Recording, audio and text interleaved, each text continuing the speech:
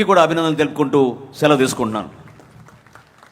నాదెండ్ల మోహన్ కుమార్ గారికి ధన్యవాదాలు తెలియజేసుకుంటూ ఇప్పుడు తెలుగుదేశం పార్టీ జాతీయ ప్రధాన కార్యదర్శి, విద్యాశాఖ మార్చినటువంటి అలాగే యువ నాయకత్వాన్ని తెలుగుదేశం పార్టీలో నింపినటువంటి నాయకుడు లోకేష్ బాబు గారు ఒక సందేశం ఇవ్వాల్సిందిగా కోరుచున్నాం. జై తెలుగుదేశం, జై తెలుగుదేశం, జై ఎన్డీఏ, జై ఎన్డీఏ.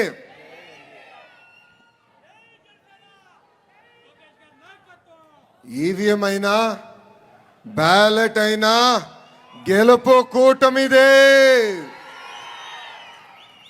9 నెలల్లో అధికారంలోకి రావటమైనా 9 నెలల్లో సంక్షేమ అభివృద్ధి చేసి చూపించినా అది ఒక్క తెలుగుదేశం పార్టీ వల్లనే సాధ్యం.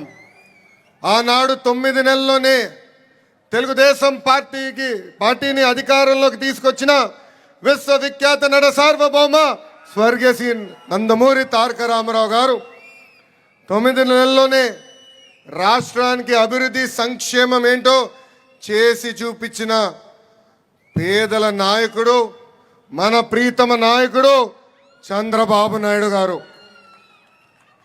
వేదికమైనున్న పెద్దలందరికీ పేరు పేరున నా ఉదయపూర్వక నమస్కారాలు నేను తెలుపుకుంటున్నాను. ఈ విజయం ఒక చరిత్ర. పార్టీ ఆవిర్భావం తర్వాత మొదటిసారి 5 గ్రాడ్యుయేట్ ఎమ్మెల్సీలు గాను 5 గ్రాడ్యుయేట్ ఎమ్మెల్సీలు తెలుగుదేశం పార్టీ కైవసం చేసుకుంది.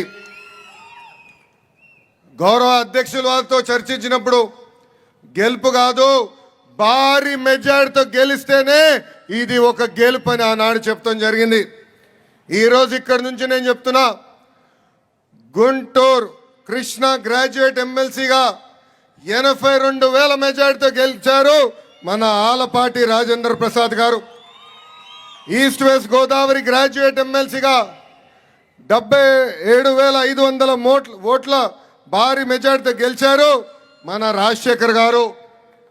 ఈరోజు నేను గర్వంగా చెప్తున్నా, కౌన్సిల్లో పులుల్లాగా మన ఎమ్మెల్సీలు పనిచేస్తున్నారు. ఇంకొక 2 నాయకులు ఈరోజు కౌన్సిల్కి రాబోతాం. నిజంగానే చాలా చాలా ఆనందంగా ఉంది.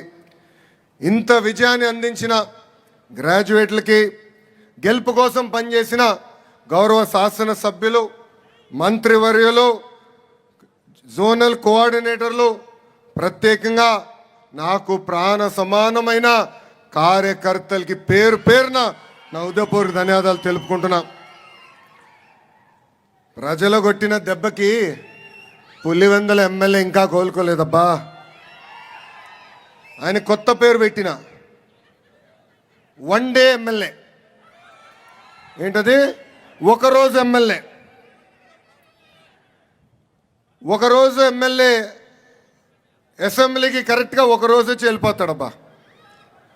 ప్రజలు ఆయనకి ప్రతిపక్ష హోదా ఇవ్వలేదని తెలిసినా అసెంబ్లీకి వచ్చి ఒక్కరోజు నాకు ప్రతిపక్ష హోదా ఇవ్వండి అని చెప్పి వెళ్ళిపోతాడు. ఎక్కడికి వెళ్తాడు? బెంగళూరుకి పారిపోతాడు. అందుకే ఆయన తెలుసు, గ్రాడ్యుయేట్ ఎమ్మెల్సీలో క్యాండిడేట్ పెడితే డిపాజిట్ రాదని. అందుకే క్యాండిడేట్ పెట్టే దమ్ము ధైర్యం లేకుండా ఈరోజు ఆ పార్టీ వెనక్కి వెళ్ళిపోయింది. 2023 ఎన్నికల్లో జరిగిన గ్రాడ్యుయేట్ ఎన్నికల్లో మనం విజయం ఎట్లా సాధించామో మీ అందరికి తెలిసిందే. అప్పుడు గ్రాడ్యుయేట్ ఎన్నికల్లో ఏకంగా ఒక గేమ్ చేంజర్గా మారింది. ఆ ఎన్నికలతో రాష్ట్ర రాజకీయ పరిస్థితులు కూడా మారిపోయినాయి. పార్టీ ఆవిర్భావం తర్వాత మొదటిసారి 8 నెలలు ముందుగానే క్యాండిడేట్లు మనం ప్రకటించుకున్నాం. ఒక వెస్ట్ రాయలసీమ గ్రాడ్యుయేట్ ఎమ్మెల్సీగా రామ్ గోపాల్ రెడ్డి గారు ఏమి, ఈస్ట్ రాయలసీమ గ్రాడ్యుయేట్ ఎమ్మెల్సీగా ఒక కంచర్ల శ్రీకాంత్ గారు ఏమి, ఉత్తరాంధ్ర గ్రాడ్యుయేట్ ఎమ్మెల్సీగా చిరంజీవి గారేమి ఆ రోజు ఒక ఘన విజయం సాధించారు. ఆ ఎన్నికల దెబ్బకే వైకాపా దిమ్మ ఆనాడే తిరిగింది. ఆ రోజు నుంచే సీన్ రివర్స్ అయింది. కట్ చేసి ముందుకు చూస్తే 164 సీట్లతో ప్రజాప్రభుత్వం ఆంధ్ర రాష్ట్రంలో ఏర్పడింది. ఒక పక్కన మోడీ గారు మేనియా, ఇంకో పక్కన బాబు గారు బ్రాండు, ఇంకో పక్కన నాకు అన్న సమానమైన పవన్ అన్న పవర్ దెబ్బకి వైకాపా దిమ్మ తిరిగింది, దుకాణం బంద్ అయింది. అసలు దేశానికి సంక్షేమం పరిచయం చేసిన వ్యక్తి అన్న ఎన్టీఆర్. వైకాపా ప్రభుత్వంలో 5 ఏళ్ళు చేయని సంక్షేమం మన ప్రభుత్వ అధికారంలోకి వచ్చిన మొదటి 9 నెలల్లో చేసి చూపించాం. మొదటిది పెన్షన్. ఇక్కడున్న కార్యకర్తలు అందరూ ఆలోచించాలి. 2014లో చాలని 200 రూపాయల పెన్షన్ని ఒకే సంతకంతో 5 రెట్లు పెంచి 1000 రూపాయలు చేసిన ఘనత మన నాయకుడు చంద్రబాబు నాయుడు గారి. అంతేకాదు అదే 1000 రూపాయల పెన్షన్ని తిరిగి 2000 రూపాయలు చేసిన ఘనత కూడా మన నాయకుడు చంద్రబాబు నాయుడు గారిది. ఈరోజు మన ప్రభుత్వ అధికారంలోకి వచ్చిన మొదటి నెలలోనే 3000 రూపాయల పెన్షన్ని 4000 రూపాయలు చేసిన ఘనత కూడా మన నాయకుడు చంద్రబాబు నాయుడు గారిది. అంతేకాదు దివ్యాంగులకి 3000 రూపాయల పెన్షన్ గతంలో వస్తే ఒకే ఒక సంతకంతో 6000 రూపాయలు చేశారు. ఇంకా ఏకంగా బెడ్కి పరిమితమైన ఇబ్బంది పడుతున్న వాళ్ళకి ప్రతి నెల మన ప్రభుత్వం 15,000 రూపాయలు ఈరోజు పెన్షన్ ఇస్తాం జరుగుతుంది. అంతేకాదు 198 అన్న క్యాంటీన్ తిరిగి ప్రారంభించాం. దీపం పథకం ద్వారా ఇప్పటికీ 1 కోటి కుటుంబాలకి ఈ స్కీమ్ వర్తించింది. వచ్చే మే మాసంలో తల్లికి వందనం కింద ఎంతమంది బిడ్డలున్నా చదువుకుంటున్న బిడ్డలకి 15,000 రూపాయలు మన ప్రభుత్వం అందజేయబోతుంది. అంతేకాదు మే మాసంలో అన్నదాత సుఖీభవ కింద రైతులకు కూడా డబ్బులు అందజేసే బాధ్యత మన ప్రభుత్వం తీసుకోబోతుంది.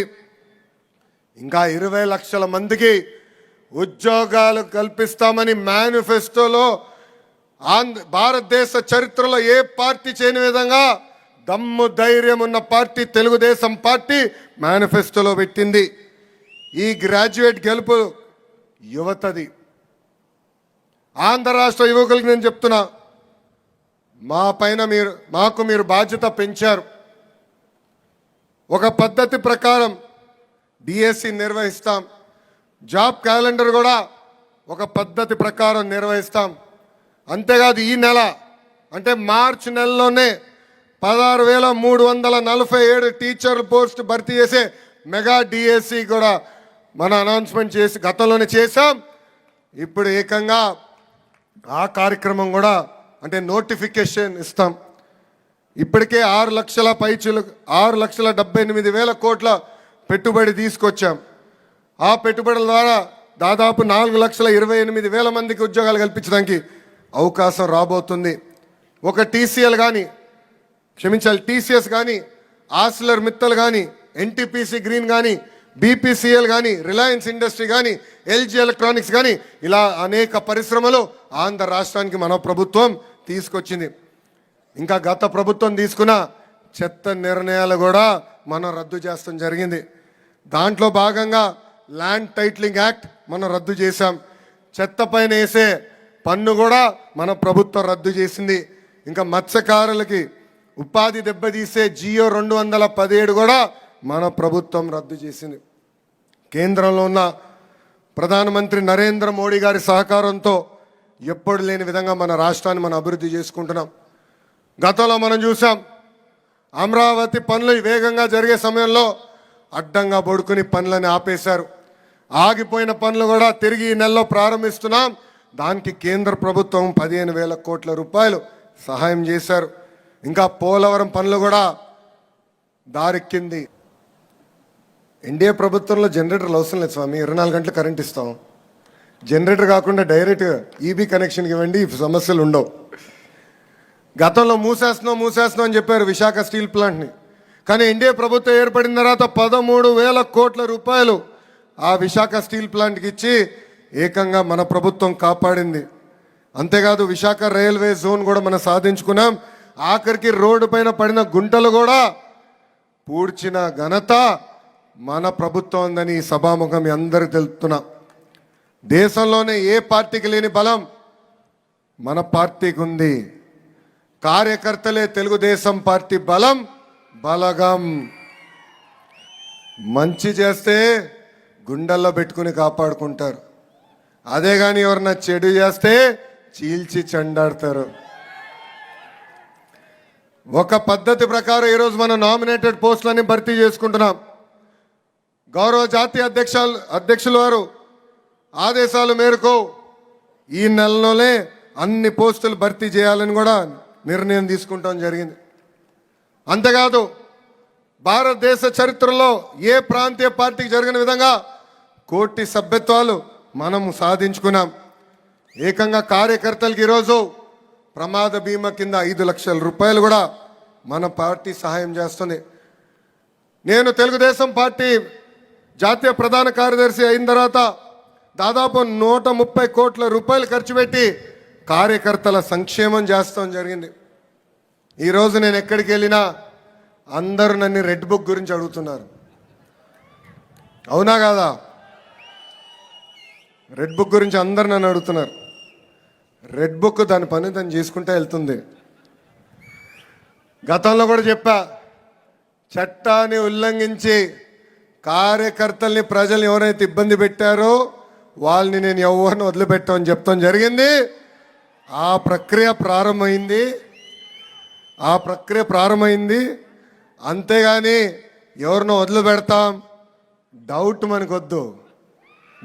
మనకొద్దని ఈ సభాముఖం తెలుపుకుంటూ ఈ విజయానికి సహకరించిన బీజేపీ కార్యకర్తలకి ఈ కార్యక్రమంలో అంటే ఎమ్మెల్సీ గ్రాడ్యుయేట్ ఎన్నికల్లో అహర్నిశలు నాతో కోఆర్డినేట్ చేస్తామే కాదు